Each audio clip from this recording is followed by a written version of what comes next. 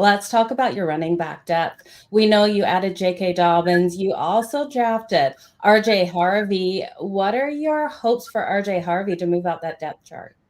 Yeah, look, he was someone. Yeah, you have players in the draft occasionally that you really target. That doesn't mean you get them, but it's okay to fall in love with certain players.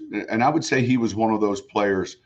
Um, from a stature standpoint, we don't really protocol the height with the running backs, but if we're going to take short, we don't want it small. And so if you saw his stature, he's shorter, but with a very strong frame, and he's had a real good camp. And then we didn't steal. We were able to get J.K. Dobbins from your Chargers, Joe, Yeah. I and know. Sure. and he's come in and brought leadership to the room. It was a young room prior to his arrival. If you looked at it, and from Blake Watson to Tyler Bidet, Audric Estime, Jaleel McLaughlin,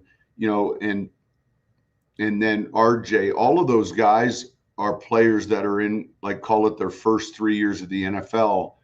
And then every once in a while you bring in a veteran free agent, and he just brings a little juice with his personality. And that's one of the things that I didn't have any exposure to.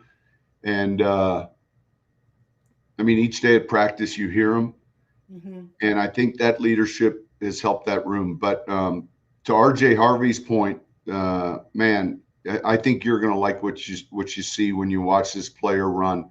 And I would say, if there's a trait, he's built low to the ground. Um, he's got exceptional lateral quickness, and so that ability to move not only forward but real quick side to side. I think he's a tough tackle because of how he's built.